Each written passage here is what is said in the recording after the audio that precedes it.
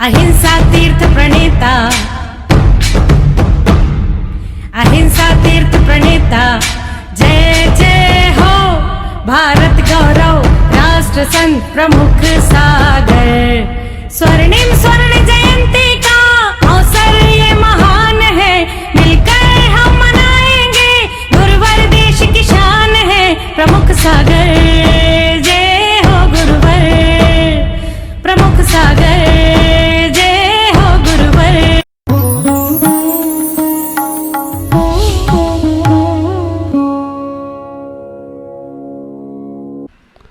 थोड़ी सी चर्चा आपसे करूं। ख्याल कर रहे हैं विधान पूजन और हवन, हम जो सब ये क्रियाएं करते हैं ये हमारे विशेष पुण्य के उदय होते हैं तभी करने का सौभाग्य मिलता है। कल्याण मंदिर स्तोत्र विधान हमारे कुमुद आचार्य ने लिखा है, कुमुद चंद आचार्य ने, उसका भी बहुत प्यारा सा कथानक है। पहले हम पूर्व भूमिका समझे कि विधान पूजन पाठ कैसे करना है और क्या भाव दशा को लेके करना है। तो आप विचार करना, अगर हमें पूर्व भूमिका नहीं मालूम होगी तो विधान हो जाएगा और विधान के बाद हमारा सबका बिहार भी हो जाएगा। हमें क्या भाव दशा लेकर विधान पूजन अर्चन में बैठना चाहिए, क्या हमारे अहोभाव होना चाहिए। हमारे आचार्यों ने इतना बड़ा महत्व बताया है दर्शन मात्र का, भगवान के दर्शन का ही महत्व इतना बड़ा बताया है, तो विधान का तो उससे लाख गुना होगा। हमारे आचार्य कहा करते हैं, जब चिंतो तब श्रेष्ठ फल, लखा फल गमनेर, कोटा कोटि अनंत फल जब जिनवर डिठ। आचार्य कहते हैं कि जब चिंतो तब शेष फल, लखा फल गमनेर, कोटा कोटि अनंत फल जब जिनवर डिठे। जैसे ही भगवान के दर्शन करने का भाव मन में आता है, भगवान के दर्शन का चिंतन का भाव मन में आता है, शेष हजारों उपवास का फल प्राप्त होता है। आप ख्याल करके रखें, ये सामान्य सा कथन नहीं है, हमारे आचार्यों ने जो कहा है, आचार्यों की वाणी है कि शेष उपवास का फल प्राप्त होता है, 1000 उपवास का फल प्राप्त होता है जब भगवान के दर्शन करने का भाव मन में आ जाता है। बहुत से लोग रहते हैं जिनके भाव भी नहीं होते हैं।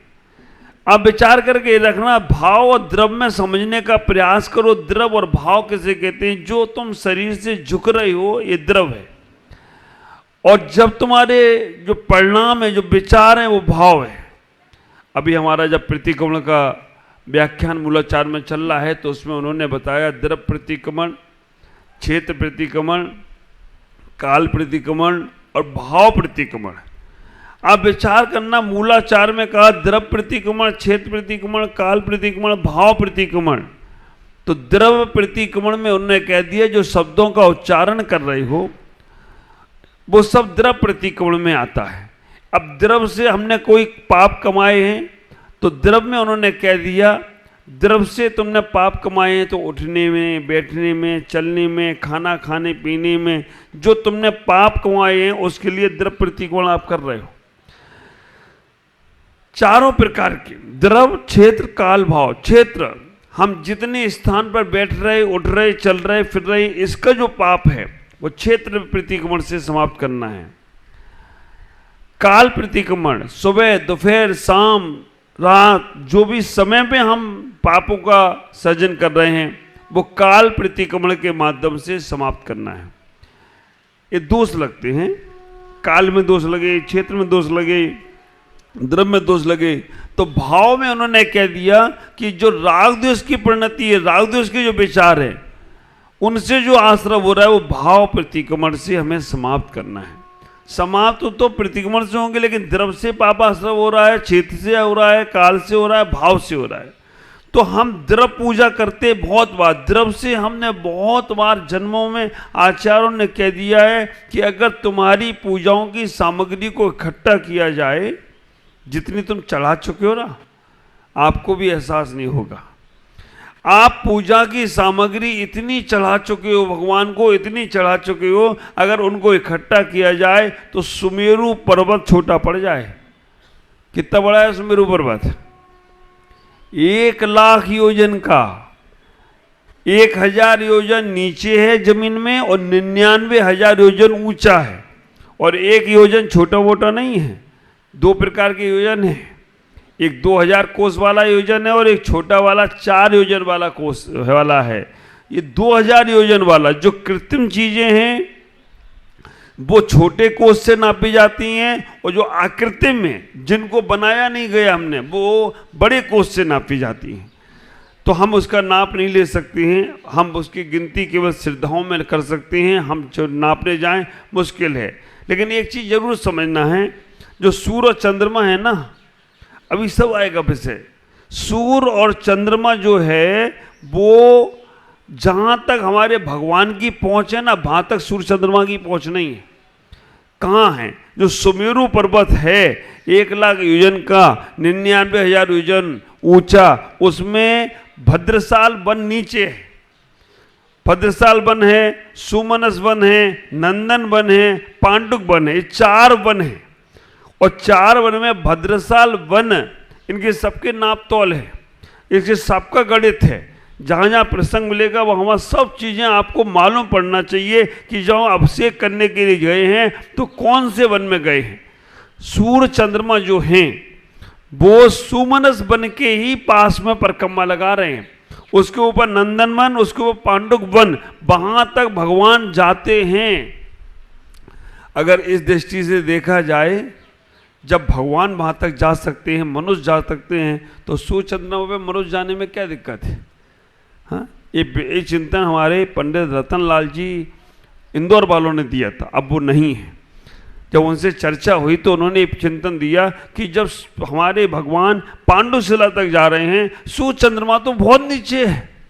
हाँ, कोई देवता ले जाना चाहे तो जा सकते हैं, हम अपना हरी ताकत नहीं है। और जिस प्लेन तुम्हारे जो जा रहे हैं ना, जम्बू जेट जा रहा है या प्लेन जा रहे हैं या वो सूर्य चंद्रमा तक आदमी पहुंच गया, ये सब हमें लगता है कि समझ में नहीं आता, क्योंकि वहाँ तक पहुँचना मुश्किल है आज के। हाँ, देवता ले जा सकते, ले जाने में कोई दिक्कत नहीं है।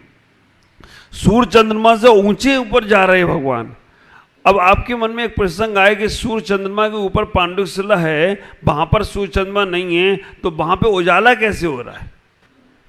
सूर्य चंद्रमा है यहाँ नीचे, सुमनस वन में है, वहाँ नीचे तो उजाला हो रहा है, लेकिन वहाँ पांडुक वन में जहाँ पर सूर्य चंद्रमा है ही नहीं, वहाँ पर कैसे उजाला हो रहा है? हाँ, और हाँ, बहुत सुंदर। कौन बोला? अच्छा, रेणुबेन बोली, बिल्कुल परफेक्ट। सूर्य चंद्रमा नहीं है, लेकिन रत्न इतने प्रभावकारी हैं, वहाँ पर रत्नों का प्रकाश है, रत्नों की प्रभा है। स्वर्गों में कोई सूर्य चंद्रमा नहीं है, सूर्य चंद्रमा मध्यलोक में है, लेकिन सूर्य स्वर्गों में रत्नों का इतना, रत्नों में प्रकाश होता है।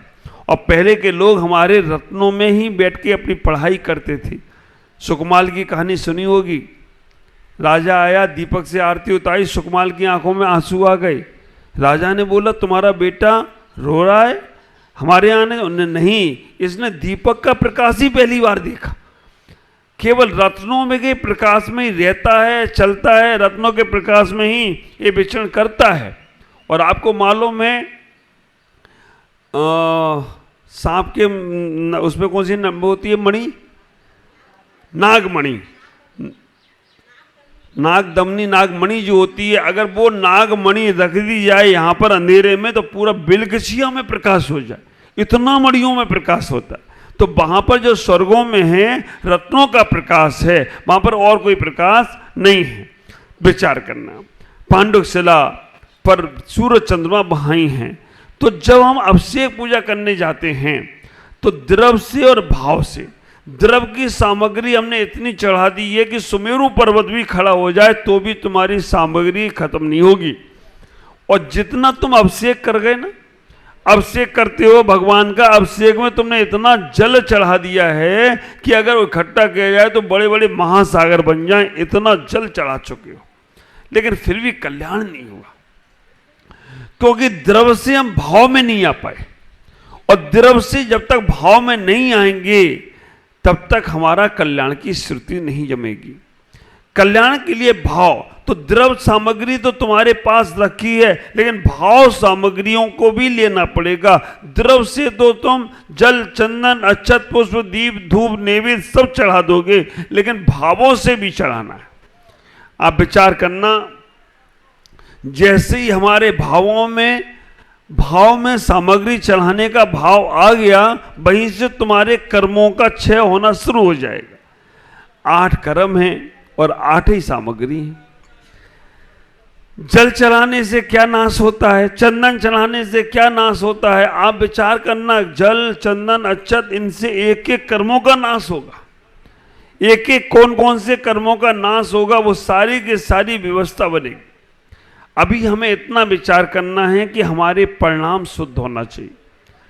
परिणाम शुद्ध में हमें भगवान के पास कुछ भी मांगना नहीं, भगवान से कोई अर्जी नहीं लगाना, इतना ही भगवान को धन्यवाद देना कि भगवान आपने मुझे सौभाग्य दे दिया है, ये पूजा विधान में बैठने का सौभाग्य दे दिया है। और कलकत्ता वालों, आप ये सोचो, आपको ये सौभाग्य मिल गया चातुर्मास का, और बेलगछिया में चातुर्मास, कि यहाँ भगवान के भी दर्शन करो, गुरुओं के भी दर्शन करो, विधान भी करो, और साथ में आहार भी दो, और उसके बाद विहार भी करो।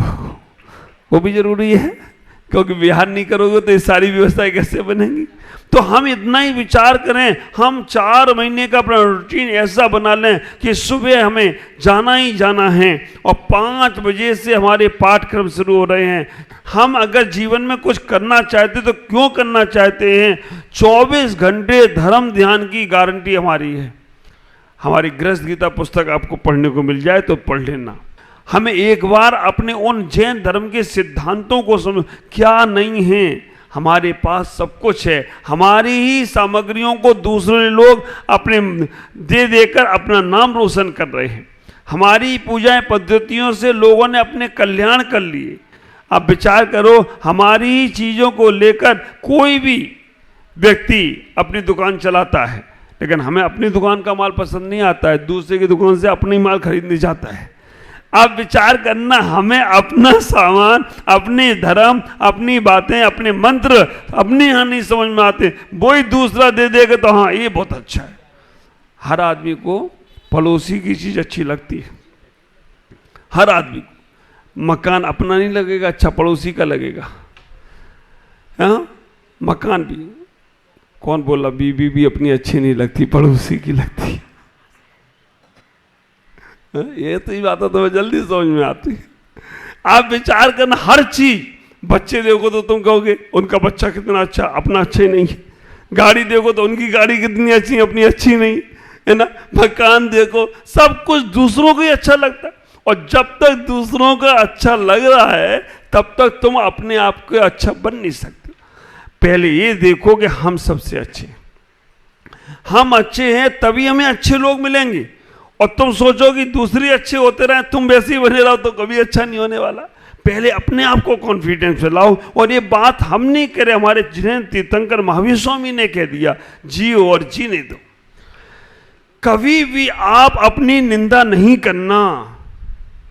निंदा करा करना है तो गुरु के सामने करना कि भगवान मुझसे पाप हो गए, लेकिन अपने आप को अच्छा बनाने का प्रयास करो। मैं अच्छा हूं, अहंकार के कारण से नहीं, कुछ अच्छाइयां हैं। और इतना ही विचार करना, अपना जैन धर्म इतना विशाल, इतना अच्छा है। मैं तो वास्तव में भगवान को बहुत धन्यवाद देता हूं, बार बार नमन करता हूं कि मेरा जन्म इस जैन कुल में हुआ, और जैन धर्म को स्वीकार करने का और संत बनने का सौभाग्य मुझे मिल गया। इससे बड़ा और कोई पुण्य संसार में हो ही नहीं सकता। इस जैन धर्म की एक एक चीजों को समझना। अगर हम मंदिर की सीढ़ी पे चढ़ रहे हैं तो उसके भी मंत्र हैं, अगर हम घंटा बजा रहे हैं तो उसके भी मंत्र हैं। हम अगर 3 परिक्रमा लगा रहे हैं, आप विचार करके रखना, शादी में कोई परिक्रमा 7 लगाता है। 7 ही लगाते हो? संजय भाई कहाँ है? नहीं था। कितनी परिक्रमा लगा के शादी की थी? 7 फेरे लगाते हो तो एक 7 फेरे में आपके 7 जन्म के बंधन हो जाते हैं। भगवान की 3 फेरी लगा लो, तीनों लोगों से ऊपर निकल जाओ तो कोई आश्चर्य की बात नहीं है। 3 फेरी भगवान की लगाना है, मंदिर की बेलगछिया के लगाना है। आपका स्वास्थ्य भी ठीक रहेगा और भगवान की पूजा पाठ भी होगी। कैसे करना है, 3 फेरी के मंत्र क्या हैं, घंटा बजाने के मंत्र क्या हैं, हम भगवान पे सामग्री चढ़ा रहे हैं उसके मंत्र क्या हैं, आप विचार करके रखना। हमारे पास कोई भी तकलीफ है, मेरी पुस्तक है नमोकार मंत्र, 4था अध्याय आप पढ़ेंगे नमोकार मंत्र का। सर में दर्द है तो हमारे यहाँ मंत्र है, सर का दर्द दूर होगा। आप विचार करना, ग्रस्त गीता पुस्तक में हमने जब लिखा मुख शुद्धि की बात करी, मुख शुद्धि अभी हम पेस्ट से करते हैं, मंजन से करते हैं, दांतों से नहीं कर पाते हैं, लेकिन हमारे आयुर्वेदिक ग्रंथों में लिखा, उन शास्त्रों में लिखा है कि अगर हम दांतुन करते हैं ना, अगर हम पेड़ की टहनी से दांतुन करते हैं हमारा मुख शुद्ध रहता है। लेकिन हमने उसमें और जब पढ़ने का प्रयास किया तो हमारी पेड़ की दांतों से केवल मुख की शुद्धि ही नहीं, हमारा शरीर भी निरोग होता है और निरोग शरीर होना बहुत जरूरी है। उसके बाद ऐसी ऐसी दांतों ने पिलखर की दांतों, खैर की दांतों, लकड़ियों के हमने कम से कम 25 से 50 तरह के वृक्ष की दांतुन करने से, जो लोग तुतलाते हैं बच्चे, वो बेर की दांतों से दांतुन करें, उनकी वाणी स्पष्ट होगी। जो स्पष्ट वाणी नहीं निकलती है, मुलेठी की दांतुन है, खैर की दांतुन है, दांत भी आपके चमकेंगे और हमारा अहिंसा धर्म का पालन भी होगा।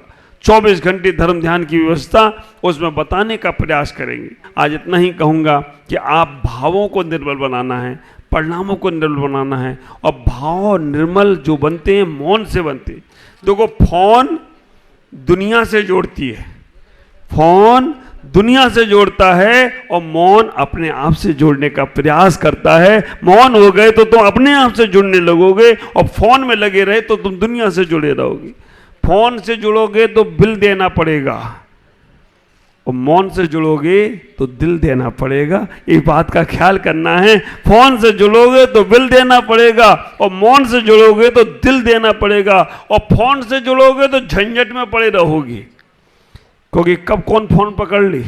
आजकल तो रिकॉर्डिंग, और आजकल तो सेविंग, और आजकल तो सारा, तुम पहले नहीं पता चलता था कि कौन कहाँ है, आजकल तो लोकेशन आती है, कब खोला कब बंद किया सब आ रहा है। फोन से जुड़ोगे तो झंझट में पड़ोगे, और मौन से जुड़ोगे तो झंझटों से मुक्त हो जाओ, तो कोई आश्चर्य की बात नहीं है। ख्याल करना, फोन बाहर भटकाता है और मौन अंदर की यात्रा कराता है। फोन दूसरों से जुड़ाता है और मौन अपने आप से जुड़ाता है। फोन संसार की यात्रा है और मौन संन्यास की यात्रा है। फोन अपने जीवन में बाहर के लोगों को प्रभावित करता है, मौन अपनी आत्मा को प्रभावित करता है। फोन तुम्हारे जीवन में तुम्हें वो कुछ दिखाएगा जो तुम्हें नहीं देखना है, और मौन वो दिखाएगा जो तुम्हारा अपना है और तुम्हें अपने तक पहुंचाने का प्रयास करेगा। तो आप विचार करके रखना। ये सारी चर्चाएं आपसे करूंगा। आज इतना ही। ओम नमः जय गुरु।